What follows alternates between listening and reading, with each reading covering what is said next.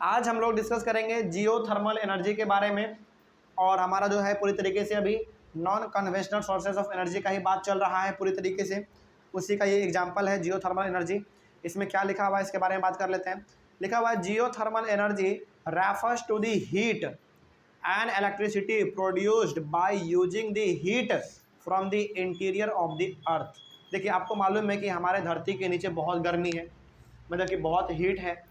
तो उस धरती के नीचे, हमारे पृथ्वी के नीचे अंडरग्राउंड में जो हीट है, उस हीट का इस्तेमाल करके हम लोग क्या कर लेते हैं, इलेक्ट्रिसिटी जनरेट कर लेते हैं। सोचो, धरती के, अच्छा आप इस हिस्से तो एग्री करते हैं कि धरती के नीचे हीट है, तभी तो वोल्केनो फटता है कि नहीं, ज्वालामुखी फटता है। क्यों? क्योंकि धरती के नीचे बहुत गर्मी है, बहुत हीट है। तो उस हीट का इस्तेमाल करके हम लोग जो है पूरी तरीके से इलेक्ट्रिसिटी को बनाने का काम करते हैं। अब कैसे करते हैं इसके बारे में जानिए। देखिए लिखा हुआ है, the temperature in the interior of the earth rises steadily as we go deeper. यानी कि धरती के जितना नीचे आप जाते जाएंगे उतना ज़्यादा आपका टेम्परेचर बढ़ता चला जाएगा, क्योंकि गर्मी ज़्यादा है, वहाँ पे हीट टेम्परेचर क्या है, ज़्यादा है ना। ये बात आपको मालूम था। आगे बढ़ते हैं। लिखा हुआ है ground water absorbs heat from the rocks and becomes hot. आपको ये भी मालूम है कि अंडरग्राउंड में क्या वाटर है ना, और अंडरग्राउंड में पानी भी है, पानी के साथ साथ आपका हीट भी है। तो अंडरग्राउंड में जो आपका हीट है, जो गर्मी है, उस हीट के वजह से जो है हमारा अंडरग्राउंड वाटर भी क्या हो जा रहा है, हीट हो जा रहा है। समझिएगा इस बात को ध्यान से। अंडरग्राउंड में हमारा पूरी तरीके से हीट भी है, गर्मी भी है, और उस गर्मी के वजह से, उस हीट के वजह से जो हमारा अंडरग्राउंड में पानी है वो भी क्या हो जा रहा है, गर्म हो जा रहा है, पूरी तरीके से गर्मा जा रहा है। उसके बाद it is so hot that when it rises to the earth surface it turns into steam. वो इतना ज़्यादा पानी गर्म हो जाता है, अंडरग्राउंड वाटर हमारा इतना ज़्यादा गर्म हो जाता है कि जब वो बाहर निकलता है ना, धरती के सरफेस पे जब वो आता है तो वो क्या बन जाता है, भाप बन जाता है। सोचो, यानी कि आप अपने घर में देखिए, जब आप दाल वाल कुछ भी बनाते हैं तो भाप कब निकलने लगता है आपके कुकर से, कब निकलता है, जब वो पूरी तरीके से गर्म हो जाता है। तो अंडरग्राउंड वाटर भी इतना ज़्यादा गर्म हो जाता है, जब वो बाहर निकलता है, धरती के सरफेस पे आता है, तो वो किस रूप में आता है, स्टीम के रूप में आता है, भाप के रूप में आता है। सोचो, चापाकल में भी तो पानी ठंडा होता है। हाँ, तो चापाकल का जो पानी आता है ना, वो ज़्यादा नीचे का नहीं होता है, वो लगभग मुश्किल से 40 फीट 50 फीट का पानी आप पीते हैं।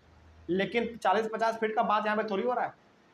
जो आपका इतना ज़्यादा गर्मी है वो तो 40-50 फीट में गर्मी है ही नहीं, बिल्कुल ठंडा है। लेकिन जितना ज़्यादा आप धरती के नीचे जाते जाएंगे उतना ज़्यादा आपको गर्मी का एहसास, यानी कि हीट एनर्जी का, हीट टेम्परेचर बढ़ता चला जाएगा।